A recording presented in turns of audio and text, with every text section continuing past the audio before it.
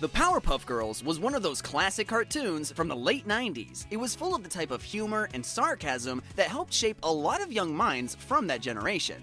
Every now and then, though, an episode would come out of left field and just hit you right in the feels. For instance, do you remember what happened to the fourth and arguably most misunderstood Powerpuff Girl, Bunny? Now, you might be wondering why the Powerpuff Girls would ever need a fourth member, but as Bubbles put it so perfectly in the episode in question, 3 puffs weren't enough. But I'm getting a little ahead of myself. Toward the end of the second season, an episode of the Powerpuff Girls was released titled Twisted Sister, which, after looking back, is a bit of a misnomer, but I'll get to that. The episode opened like any other, with the city of Townsville in good spirits. There was peace amongst the citizens, and at least in that moment, there was no one or no thing attacking the city. This is a common trope in superhero shows and movies. The calm before the storm, if you will. That peace is quickly broken as the camera pans around and fans get a glimpse of Bubbles fighting some crazy-looking sea monster. The girls used their powers and teamwork to take down the monster and save the beachgoers, only to have the episode cut to more sequences of them saving the town.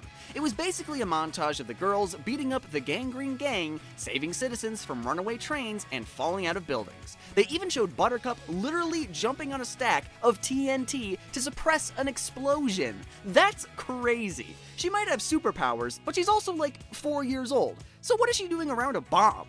Regardless, the girls were clearly being put through the ringer as they saved the town over and over again, and this was all within the first minutes of the episode. This was a great way for the showrunners to really put into perspective how much work it is to save a city, and just how hard the girls worked to keep everyone safe. By the end of it all, Bubbles, Blossom, and Buttercup were exhausted and likely hoping for a break. It's too bad that the phone just kept ringing, and to make things worse, they also had the professor breathing down their necks about the chores and homework that they had to do. This is when Bubbles said something that gave her sisters a great idea. 3 puffs aren't enough. Now, can you remember exactly how the girls planned on solving their little problem? To be frank, even though that's not my name, the girls decided to make a Five Below version of themselves, and that's putting it nicely. After being able to relax at home, the episode continues by showing the girls sneaking into the professor's lab in the dead of night. They didn't even have to tiptoe through the house because they can float. After sneaking into the lab, the girls began to mess around with some chemicals. To make things even more convenient for the Puffs, Blossom found a book that the professor titled How I Did It. Now, the formula for creating a superhero doesn't seem like something that should just be put out in the open, but I guess they don't really have to worry about someone breaking into the Powerpuff Girls' house. The girls took the book and started doing their best to recreate the signature formula that the professor used and messed up to make them. Any Powerpuff Girl fan can tell you that to make a superpowered child, you need 4 things: sugar, spice, everything nice, and let's not forget the chemical X. The actual Powerpuff Girls, on the other hand, didn't get that message and used some pretty lackluster substitutes for their ingredients. Instead of sugar, they used sweet powder. They used dirt and twigs to replace spices, and as for everything nice, well, they got the everything part right. Bubbles threw crayons into the mix, Blossom added books, and Buttercup tossed in a reptile. I don't know why they thought this would work the same way that the professor's concoction did, but boy were they wrong. Now, after Blossom accidentally tossed in a vial of chemical X to the cauldron, they were literally blown away by the result. In a white, flashy explosion, the girls were tossed back into the wall behind them, and when they opened their eyes, they were shocked by what they had created. Needless to say, this new Powerpuff Girl was very different from Blossom, Bubbles, and Buttercup. Can you see why I called her the Five Below Powerpuff Girl?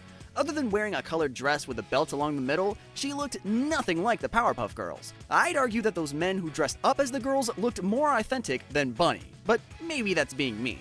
The girls were clearly nervous when meeting their new sister, but Bubbles was the first to introduce themselves. This is fitting because Bubbles was also the one that actually named Bunny, and she did so by simply pretending to be a bunny and hopping around. Now, as nice as it was for the girls to have another sister and 4th member for their crime-fighting team, can you see where there might have been some shortcomings in their plan?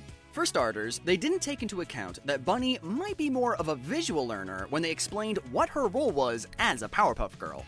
Maybe it was the crayons, who knows. According to the girls, Bunny's job was to protect the people of Townsville from bad guys and throw them into jail. Seems simple enough, right? Wrong. What Blossoms, Bubbles, and Buttercup neglected to do was explain to Bunny exactly who the bad guys were. They just sent her out into the world with the vague idea of what crime was and how to stop it. The episode continues by showing Bunny flying through the air, and with a disgusting close-up of her ear, she discovered her first crime. Now, the police probably didn't need her help because they had already caught the robbers at gunpoint. This made the situation confusing for Bunny, and because they sent her out on her own, none of her sisters were there to explain it to her. So when Bunny arrived at the scene, all she saw were two guys, who were in this case the robbers, cowering in fear because the other guys, the police, were pointing guns at them. Bunny misread the situation and believed that the police officers were the criminals and promptly beat the crap out of them. Bunny took the defeated officers to jail, essentially letting the real criminals roam free. While this was a massive mistake on Bunny's part, I can't help but feel like the real Powerpuff Girls were to blame. They should have shown her what to do instead of just telling her. Actually, scratch that, they shouldn't have made another superpowered sister in the first place. It's too late for that though. Now there's a massive, superpowered girl flying around, unintentionally causing terror to Townsville. So, how are the girls gonna fix it? Well, the obvious answer would be to talk with Bunny and explain what she was doing was wrong. But instead, Blossom and her sisters basically decided to fire their new creation. After the girls saw a news report of their new sister releasing prisoners and locking up the police in jail, they panicked and sprang into action. Bubbles, Blossom, and Buttercup arrived on the scene just in time to watch Bunny pound on an officer, knocking him out. Now remember, at this point, Bunny still thinks she's doing what she was told, so she was happy to see her sisters. The same can't be said for them though. The girls started scolding Bunny for what she had done and said some pretty harsh words. The ones that cut Bunny the deepest though were when Blossom said, "I guess you're not cut out to be a Powerpuff Girl after all." Bunny was hurt by being fired from the family that created her, and with tears in her eyes, she flew away. Harsh, right? Well, in a way, Bunny is lucky and unlucky at the same time. Because, for one thing, she was about to get a brief moment of redemption in front of her sisters. Sadly, it wasn't going to end in her favor. After Bunny flew away, the episode continued by showing the girls feeling guilty. They couldn't hold on to those feelings for long though, as they quickly realized that they were surrounded by all of the criminals that Bunny had released that day. The criminals quickly overpowered the girls and began hitting them in a way that I'm surprised made it onto TV back then. All hope seemed lost for the girls, but it's a good thing they weren't alone. As Bunny was flying away in shame, she heard the sound of her sisters losing the fight, and immediately turned around to help them. Like a freight train, Bunny came in and showed the criminals who was boss, and she had no problem putting the inmates back in their place. Bunny became the hero that she was supposed to be, and one that may even put the original Powerpuff Girls to shame. It was a beautiful thing to see, but sadly, it wasn't a situation that ended well for everyone. After defeating the inmates and literally standing on top of a pile of her victims, Bunny started to feel funny. Her body began to vibrate and she was clearly becoming unstable. Much like how she came into the world, with a white flash, Bunny was gone. She exploded into nothing, and the only remains was a small piece of fabric that fell out of the sky and floated down into the hands of her sisters.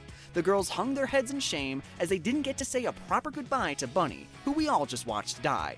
This was hands down one of the heaviest moments in the entire show and really stuck with me as a young viewer.